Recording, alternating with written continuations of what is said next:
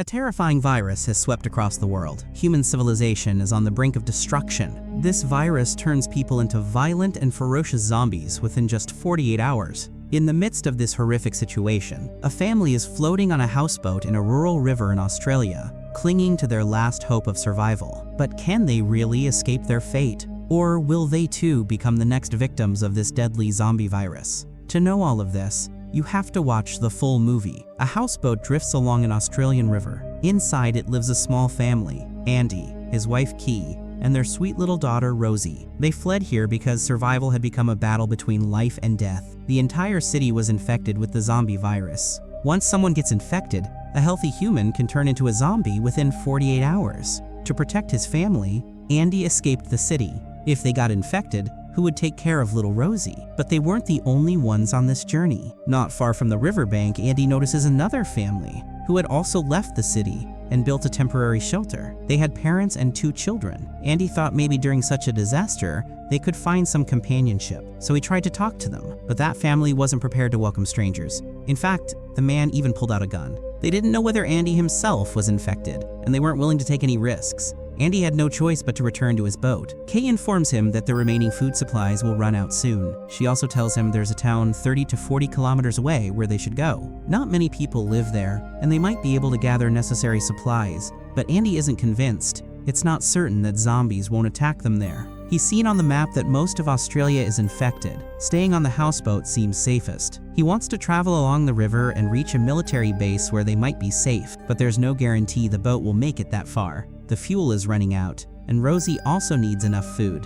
So Andy goes out in search of supplies. He finds an abandoned boat and successfully gathers enough food and water to last several days. Returning to their cabin, he tells Key they now have enough food for nearly 3 months, but even that isn't enough for Kay. She decides to go back to the abandoned boat to look for more items. Andy had said earlier that the place was safe, but danger never comes with a warning. As she searches, she hears a strange sound, a zombie. She tries to escape, but the zombie attacks. Now she is infected. She has only 48 hours left. She rushes back to the boat and puts on a watch to track her remaining time. Andy learns everything, though he believes that with proper treatment, she might recover. He doesn't want to lose the love of his life, so he decides to take her to a hospital. They reach land. While walking, they see burning zombie corpses with their heads buried underground. After some distance, Andy finds a car and starts filling it with fuel. He has to take Kay to the hospital as soon as possible. Suddenly a zombie appears, and Andy quickly drives away. Meanwhile, a girl named Thumi is wandering through the forest around the river. She belongs to an indigenous tribe. She lives in a treehouse and ties leaves to the bottom of her feet, so her mother and tribe members can't track her footprints. Her father has also turned into a zombie, but like Andy, she believes he will return to his normal self one day. So she keeps him hidden in a pit,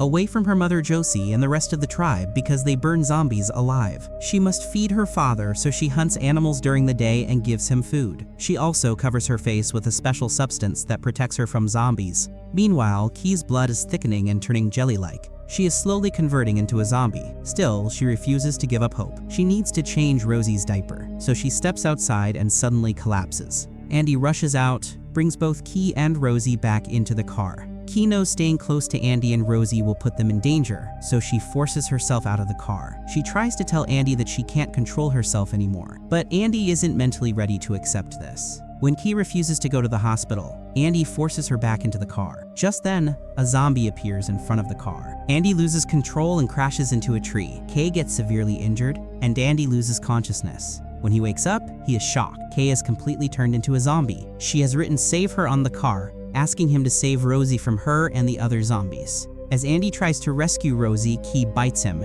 Now he is also infected. He only has a few hours left. With tear-filled eyes, Andy ends his wife's suffering. He takes Key's watch, puts it on his own wrist, picks up Rosie, and starts walking again toward an unknown destination. Whenever Rosie cries for her mother, Andy sprays Key's perfume so she calms down. Meanwhile, Thumi goes to feed her father and finds he's gone. The zombie who caused Andy's accident was none other than Thumi's father, Willabelle. Andy tries to kill him, but Thumi stops him. She cuts her hand and uses the scent of her blood to lure her father back into the pit. That evening, while resting in a safe spot, Thumi recalls memories of her father when he was a normal, healthy man. Andy reaches a small town following the map and enters a house. There he meets a teacher named Edta, She asks how much time he has left and bandages his wound. Most of her students have gone back to their old tribal lifestyle. As night falls, Andy becomes weaker. The virus has already begun to take over. He eventually collapses. In the morning, Andy talks to Etta again.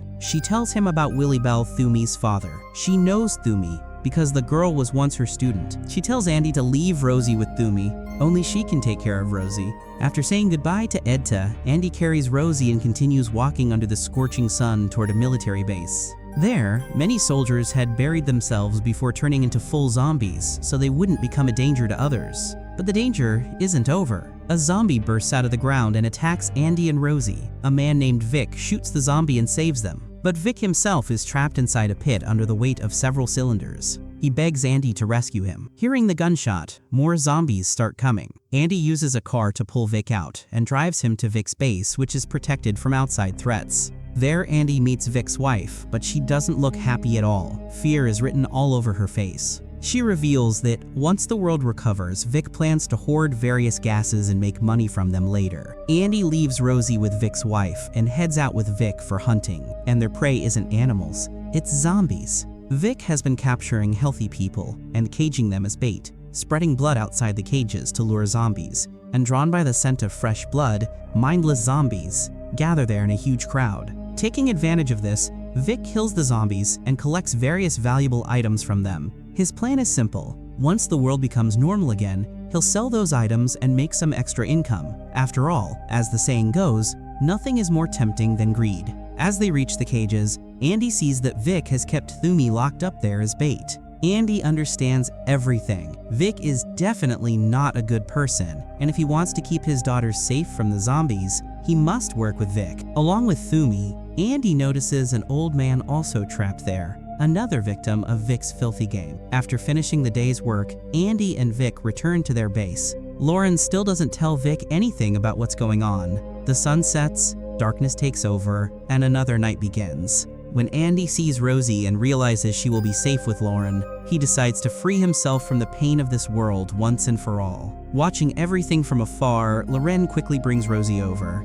Andy wants to hand over Rosie's responsibility to Loren before ending his own life, but Lauren says she cannot stay here and look after Rosie. Andy still has almost 20 hours left before turning, so they should leave this place as soon as possible. All this time, Andy had thought Vic was Loren's husband, but he was not. Vic had killed her real husband at the gas plant and kept Loren captive all this time. Andy tells Lauren about the family living temporarily near the river. He believes Lauren and Rosie will be safe if they go there. Just then, Vic arrives. He beats Andy and locks him inside a cage. Thumi becomes Andy's cage partner. Seeing Andy, Thumi gets scared because she had seen him working with Vic. But with time, Andy and Thumi become good friends. They decide to escape the cage together, but Thumi has one condition. Andy must help her rescue the old man as well. Andy agrees. They tie Vic's bait meat pieces to a rope and throw it in front of the zombies. As the zombies pull on it, the chain on the door loosens, and Andy and Thumi safely escape the cage. While fleeing Vic's base, they take Lauren and Rosie with them.